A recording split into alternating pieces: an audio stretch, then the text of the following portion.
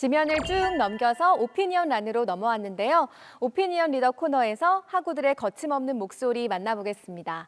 안동대 신문 학우들의 이야기부터 들어볼게요. 사학과 이예빈 학우가 쓴 칼럼, 2020년에 과로사가 웬 말이냐 읽어보겠습니다. 전태일 50주기를 맞아 제작된 2020 연극 전태일, 네 이름은 무엇이냐를 보고 노동자라는 존재, 위치에 대한 생각에 빠졌다. 이 연극은 평화시장에서 전태일이 활동했던 1960년대의 노동 환경을 여실히 보여줬다.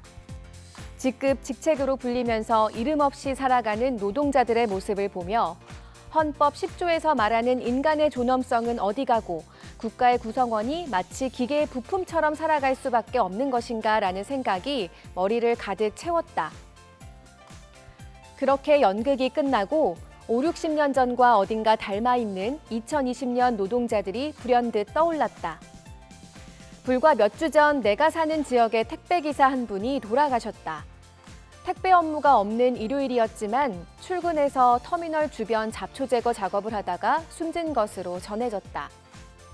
4년간 택배 일을 해온 택배기사 이 씨는 한 달에 택배 약 10,000개를 배달했다고 하는데 한 달을 30일로 잡았을 때 하루에 대략 330여 개를 배달한 셈이다.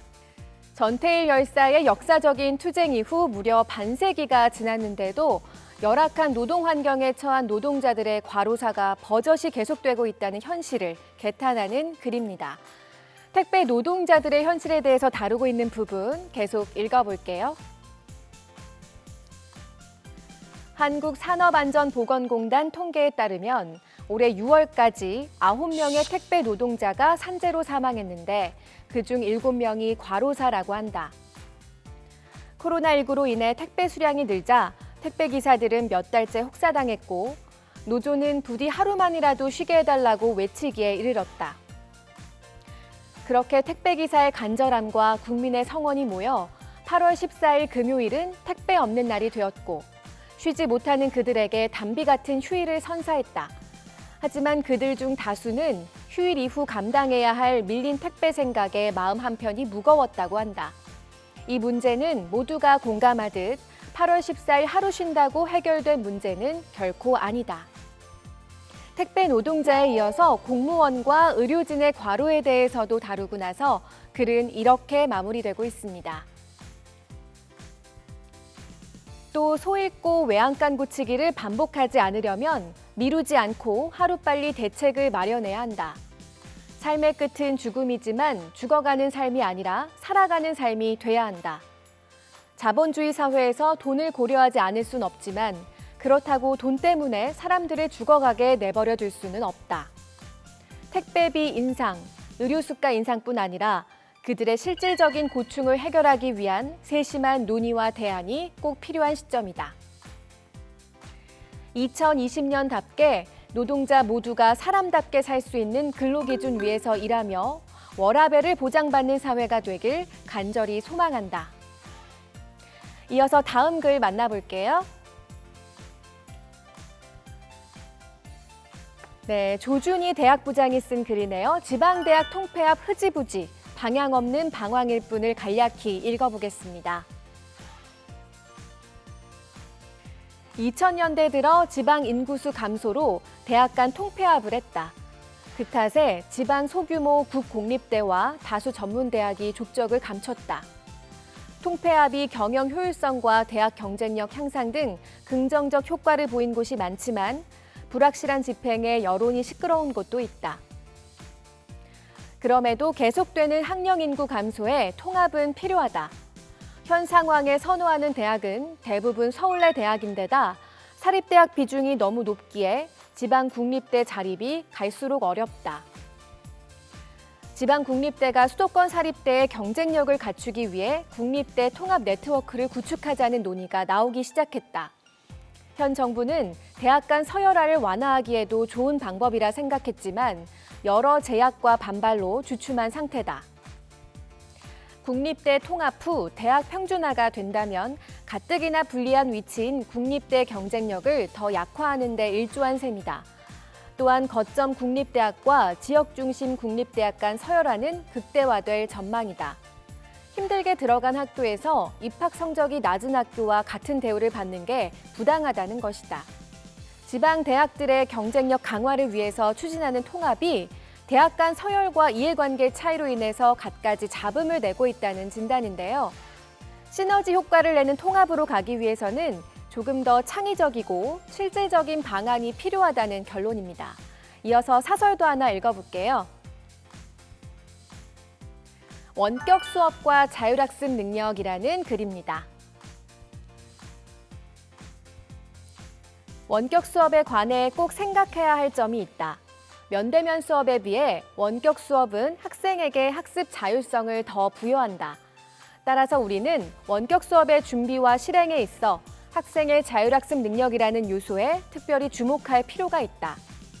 자율학습 능력은 학생 스스로 학습 목표를 정하고 효과적 학습 방법을 생각해서 실행하고 학습 과정을 스스로 통제, 반성, 수정하는 능력이다. 이 능력은 원격 수업의 성패에 큰 영향을 미친다. 대학생이라고 모두 충분한 자율학습 능력을 갖춘 것은 아니다. 우리 대학의 많은 학생들은 1학기에 원격 수업이 주는 학습 시간, 학습 장소, 학습 방법에 대해 확대된 자율권을 10분 이용해 학습 효율성을 높였을 것이다. 반면 갑작스런 학습 자율권의 확대를 잘 활용하지 못해 기대만큼 성과를 이루지 못한 학생도 있었을 것이다. 예기치 않았던, 그래서 전혀 준비가 없는 상태에서 원격 수업이 실시됐고 학생들이 자율학습 능력을 갖추지 못한 상태다 보니 학습 효과가 잘 드러나지 못하고 있다는 지적이었습니다. 원격 수업이 앞으로도 지속될 것으로 보이는 만큼 이제는 준비와 능력을 갖춰야 할 텐데요. 사설의 마무리 부분도 간략히 읽어볼게요. 코로나19는 우리 사회에서 자유의 폭을 좁히고 있다.